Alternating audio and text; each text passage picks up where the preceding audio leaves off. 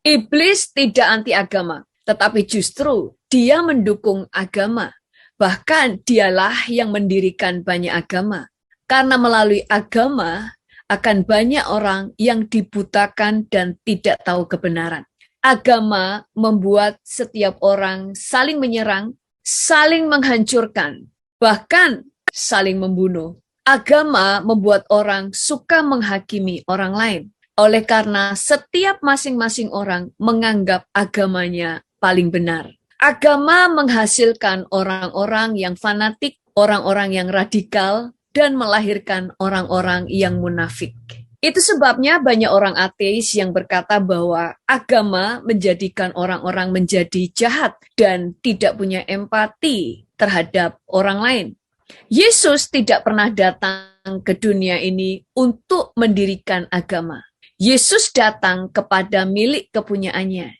Dia datang untuk menyelamatkan kita. Yesus tidak pernah mendirikan agama. Sekali lagi, iblis tidak anti agama, tetapi iblis anti terhadap Kristus. Karena iblis tahu setiap orang yang mengenal Kristus, maka mereka akan menemukan jalan kebenaran. Mereka akan mengalami perubahan hidup dan mereka akan memperoleh keselamatan. Sementara iblis adalah seorang pencuri, pembunuh, dan pembinasa. Dia ingin membinasakan banyak orang. Karena iblis tidak mau banyak orang yang menemukan jalan kebenaran dan jalan keselamatan. Itu sebabnya iblis tidak anti agama, tetapi iblis anti terhadap Kristus. Itu sebabnya iblis disebut anti Kristus. Tuhan Yesus memberkati.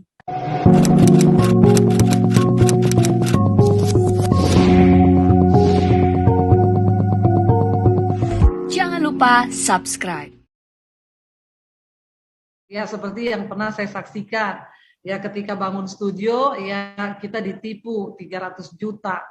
Ya, itu teman sendiri, orang pelayanan, ya kurang apa coba? Ya saya pikirkan orang pelayanan, teman sendiri, ya mungkin lah saudara, tapi akhirnya terjadi.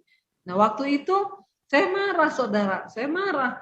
Ya kenapa begini Tuhan? Kenapa begitu? Tiap hari saya marah, saya WA orangnya, balikin uang saya, balikin uang saya.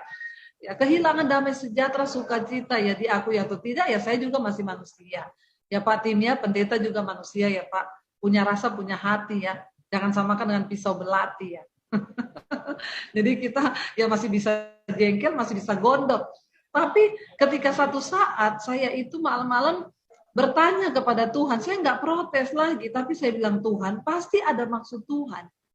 Ya, kenapa Tuhan tuh izinkan ini terjadi? Itu berkat untuk saya bangun studio untuk pelayanan loh. Pasti ada maksud Tuhan.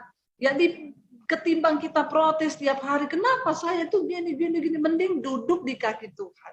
Bertanya, Tuhan, kenapa ya? Ini pasti ada penyebabnya. Jadi saya tuh tanya, kenapa Tuhan? Saya sekarang kehilangan damai sejahtera, sukacita. Ya Tuhan tuh cuma ingetin satu hal. Kamu kan kalau orang konseling, ada yang datang, Bu, saya ditipu orang 5M. Saya sakit hati, saya kepahitan. Lah kata Roh Kudus, kamu kan jawabnya apa? Lupakan saja, uang itu gampang dicari. Tapi damai sejahtera itu mahal harganya. Nah sekarang kamu mengajarkan orang kayak begitu, kamu bisa nggak lakukan itu? Ya berat, saudara. Ternyata memang khotbah itu tidak semudah melakukan. Tapi hati-hati waktu kita khotbah ya Tuhan pasti akan izinkan kita alami. Ya jadi makanya kita bilang jangan banyak yang mau jadi pengajar. Karena semakin banyak kita ngajar, semakin banyak dituntut ya Pak Tim ya. Jadi kita ini makin banyak yang kita ajarkan ya kita semakin banyak dituntut untuk melakukan apa yang kita ajarkan. Jadi waktu itu saya sadar, oh Tuhan itu lagi mengizinkan saya mengalami apa selama ini yang saya ajarkan kepada jemaat. Ya kalau kamu ditipu, lupakan saja. Kenapa damai sejahtera itu lebih penting daripada uang? Kalau kamu sakit, uang tuh nggak bisa membayar kesehatanmu. Lalu di situ saya belajar, saudara. Oh iya ya, tapi berat loh Tuhan. Lalu saya mulai bertanya, sekarang apa yang harus saya lakukan Tuhan? Lepaskan pengampunan. Ya kamu nggak bisa lama-lama tinggal dalam kepahitan, lepaskan pengampunan.